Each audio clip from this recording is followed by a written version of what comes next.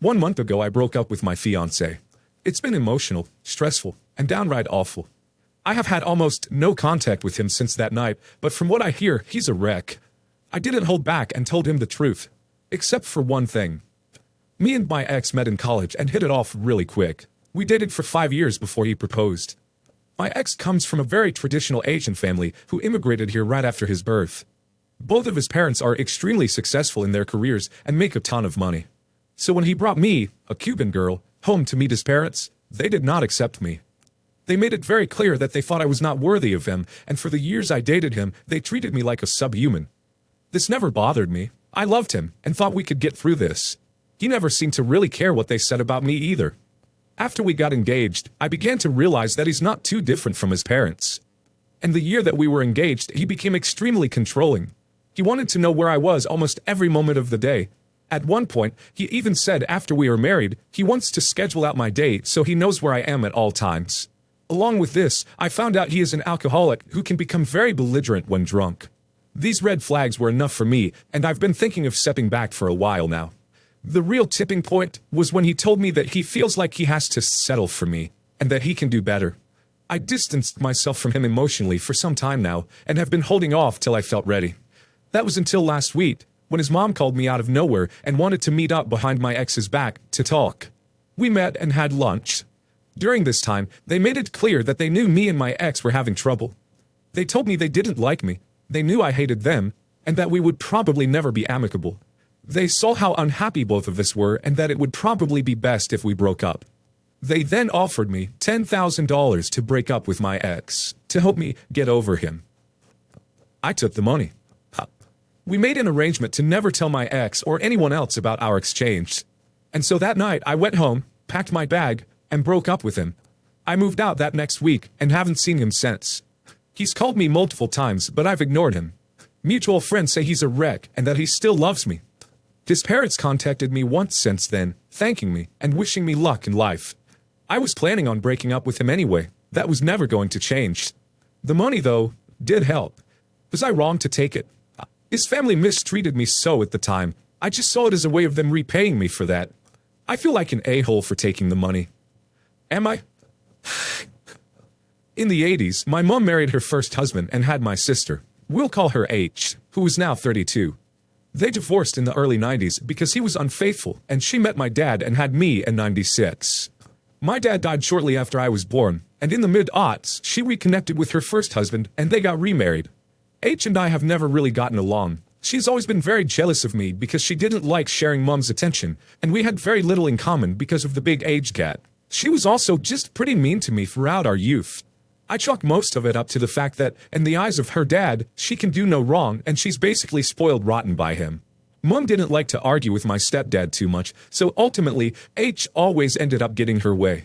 An example of her behavior. When I came out, our mom threw a little party for me. H didn't like that she wasn't center of attention and threw a huge tantrum because our mother told her she wasn't allowed to cut the cake. She was 27 at this time. H is getting married in a couple weeks' time. Expectedly, she's been something of a bridezilla this entire time. It's gotten progressively worse since the wedding planning has started. It reached a peak last week when she essentially told our mother that she wouldn't be allowed to be in any of the wedding pictures unless she dyed her hair. She recently had highlights put in it, and a family friend made a comment about how nice she looks and how she and H could be mistaken for sisters. And also, essentially told me that my partner isn't welcome at all because he has tattoos that are visible when wearing a suit, on his hands and neck, and she thinks it looks common and uncouth. This wouldn't be an issue at all, except her maid of honor also has neck tattoos, and she has no issue with that. Mom was really upset about this, and I was annoyed by what I perceived to be a targeted jab at my boyfriend. I kind of blew up at her and called her a spoiled brat and a bridezilla, and told her that I didn't want to go to her wedding anyway. She burst into tears and ran out of the room. Naturally, her father took her aside and told me what an absolutely rotten person I am and demanded I apologize to her. I refused, and he's been hounding me on it ever since. As Mom doesn't like conflict, she's told me to just apologize to put an end to things, but I don't think I should. It's causing a rift in the family, as stepdad is furious with me for upsetting his princess. H is refusing to speak to me but talking crap about me to anyone who will listen, and Mom is kinda caught in the middle.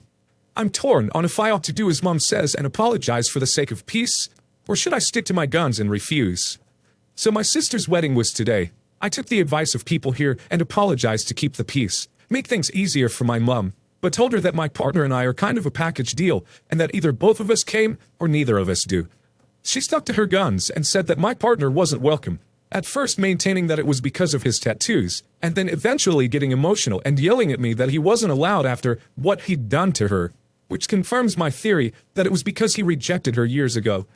I just calmly kept telling her that if she didn't want him to come, then fine, but not to expect me either.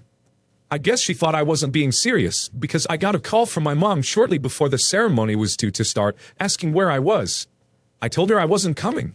I got a lot of rather abusive texts from my stepfather, telling me he always knew I was worthless, but this was a new level, as well as some direct threats. I ignored them all, though I did text mom and apologize for causing problems, but I did inform my sister I wouldn't be going. Culminated about an hour ago, with my stepfather and now brother-in-law showing up drunk at my flat and trying to fight me while my sister cried outside. They got removed by building security, and honestly, it was more funny than anything to me. Apparently I've ruined her wedding day, but I'm really struggling to care. Maybe that makes me now the a-hole. I can accept that. ETA. Clarifying a couple of things that people seem confused on. First, the whole, she got rejected by my boyfriend thing. This one is my fault. I thought I'd included the story in my original post, but looking back, it was actually in the comments. So apologies for any confusion there. Essentially what happened is that about 6 years ago, when he was 17 and she was 26, she propositioned him for S. Don't blame her, he's hot as duck. That was a poorly worded joke that fell flat, striking it out since some of y'all got triggered. And was told no. She's held a grudge ever since. I think, in part, because she was told no for pretty much the first time in her life, and also latter because he chose to get with me when he'd said he wasn't interested in her. He was fully out at the time she propositioned him, and she was definitely aware he was gay. Second, some people are seemingly confused and thinking this whole thing was a one-off incident that led to me not going to the wedding, wanting to lessen, cut contact with her. This is not the case, and is again probably due to a lack of communication on my part, so again, apologies. I'll clear up that we've never had a good relationship, and she's been pretty cruel to the point it could be considered emotionally abusive to me since I was very small. She's also been physically at several points throughout my life. This is not a debate of me placing my relationship over my family, but rather one of me finally taking up for myself after years of being a pushover and the aftermath it's caused. I married my wife at least 12 years ago. She has a 16-year-old daughter, Anna, from her previous relationship, and we have a 7-year-old son as well. From pretty much the beginning of our relationship, Anna and I have never gotten along. I don't know how to emphasize that it is not because of a lack of trying. She does not like me. When she was young, she was just scared of me and afraid I'd tear their family apart. Nowadays, it's more of a neutral dislike rather than a strong antipathy, so I suppose that's progress. Elise is a stay-at-home mother, so she relies on me for income. As a result, I pay for everything for Anna. Food, clothes, volleyball fees, field trips. I take an interest in her hobbies. I go to her games. I'm not saying I'm perfect, but I try my damn hardest to be the best stepfather I can. But it's so hard. Always giving me curt one-word responses. Always having to have an attitude. She does things to get a rise out of me. Staying out late, reeking of booze. Always trying to sneak boys in. Typical rebellious stuff. But I always let her know I love her, and I'm there for her, and hopes that her shithead teenager phase passes. The opposite is true for her biological father. She adores him, can't tell you why. He never goes to her games, always makes excuses for why he doesn't want to see her. He forgot her birthday last month, and she cried herself to sleep. Well, anyways, Friday, I came to her room to check her phone and read her messages. Not a permanent thing, but she's been caught sneaking out twice in the last month, so this is her punishment. I asked for the phone. She says, "No, I'm tired of you checking my crap. Leave me alone." I tell her I'm not asking again, and she goes, "Just duck off already. You're not my real dad. You never have been. Stop acting like you can tell me what to do," before getting up and slamming the door. Like I said, guys, I'm tired. Tired of the blatant disrespect. Of being the verbal punching bag while still providing more for her than anyone else in her family. We haven't really talked since, until this morning during breakfast. She asked if I could pay for her plane ticket so she could see her boyfriend cross state. Like I said, her mom doesn't work and her dad is a POS, so I normally would be the one to cough up the money. Not this time. I responded, "Go ask your real dad." I could tell she was hurt. Tears swelled up from her face and she excused herself from the table. My wife took me aside later and said my comment was extremely disrespectful. I said, if anything's disrespectful, it's her treating me like a doormat and a credit card, and I will no longer tolerate this treatment in my house. I told her we don't have to be friends, but if she can't at least be cordial to me or respect my position as an authority figure, she can find someone else to pay for her non-essentials. Am I the a-hole? And to add more context, my wife is a saint. She does stick up for me when Anna says something rude or snarky. She just said stooping to her level was inappropriate. But she's a wonderful mom and tries her best. Hey guys, it's been a good 2 weeks since I've posted and I figured you guys would like an update. A lot has happened since the last time I posted. So that night, I did what many of the comments suggested I do, which was to apologize. I told her that I'm sorry that implying that I'm not her real father, but like it or not, that I considered her my daughter. That I loved her and would always be there for her. She started to cry and sobbed uncontrollably and said, "Why doesn't he, her biological father, love me?" I held her and told her she didn't need to fight for his approval. I also apologized for looking through her phone, that I've come to accept that it's not an appropriate punishment for a teenage girl, and I was going to find other alternatives.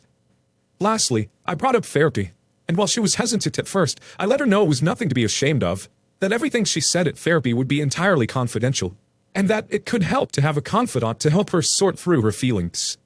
She sat on this for the day, but the next day let me know that she was ready, so I set up the soonest appointment, which was last Friday, and her second appointment this afternoon. It's only been a week, so I don't want to get too optimistic, but honestly, I feel like I'm noticing an improvement already. She's actually been engaging back in small talk when normally she wouldn't give me the time of day. She's been following all of the rules, coming home at a reasonable hour. She's been less withdrawn and more social, even to the point where her brother commented on the change today. But the most exciting news of them all is when, getting out of the car on her way home from therapy, she said, and I quote, "Thanks, Dad." She's never called me Dad before, so honestly, I've been riding off that high for the last 2 hours. I'm not delusional enough to think that everything's peachy, but honestly, the behavior change in the last week was the most progress we've had since, well, ever. I'm cautiously optimistic going forward. When I was 16, my dad fell in love with and ended up leaving my mom for a nurse, 28 female, now 49. He met while he was in the hospital. They ended up having another child once married, now 19 male, and she already had a daughter from a previous relationship. She was 8 when they met. Edited to add, I didn't meet her when she was 8 though. I think I first met her at 12 after my brother was born. I hadn't seen my dad for a few years after he left my mom. Even though me and my dad aren't estranged, we aren't close. There's sometimes been whole years in between when we've seen each other, and then when we do see each other, it's at a wedding or a funeral. He's always been busy with his new family. As a result, I'm not that close to my brother, and definitely not my stepsister. Before this year, if I said I saw her half a dozen times in my life, that would be generous.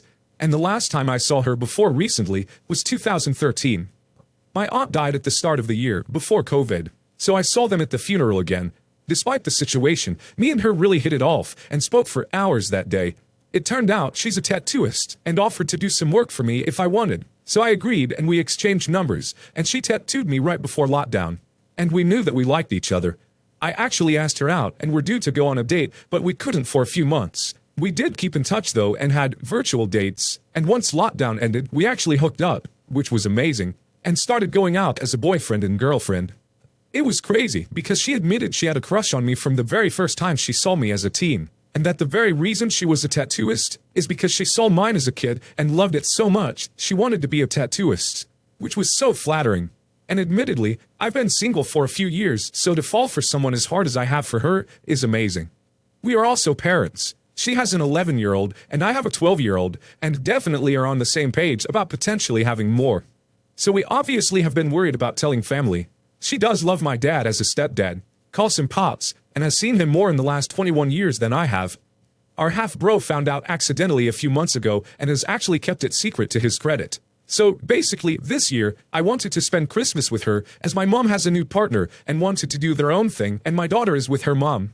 We were looking at breaking it to everyone and breaking it earlier than Christmas, So we told them a couple of weeks ago that we're an item and we want to go to family Christmas at my dad's/her mom's together.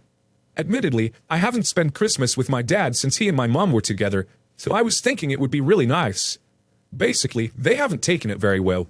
Her mom's acting all weird as if it's incest or I've took advantage of her. She's ducking 29 for duck's sake. And my dad's acting as if he's all disappointed and trying to lecture her and stuff. My mom's acting really odd over it too, although I think it's because it's more the other woman's daughter, less the relation. The only one who's had our back is my half-brother, who's been amazingly supportive and trying to fight in our corner. In fact, his exact words were, "If you guys have kids, it'll make me a full uncle." It's making me really appreciate him a lot more. The worst thing is, they're acting as they're not keen on us coming to Christmas dinner, as if it'll make it all weird, which makes us feel awful. They flat out don't approve and don't want us to be together. I don't really know what to do. We obviously love each other and want to be together, but this really puts strain on us. We don't want to be apart or alone at Christmas either. But with all the restrictions, we don't know what to do for the best, and would be better for a family thing. We're not blood related at all, and don't have a familial relationship, so we just see ourselves as a couple. Should we talk to them more, and say we want to come anyway? Bite the bullet, and not see each other to give people time to adjust? Honestly, any help is appreciated.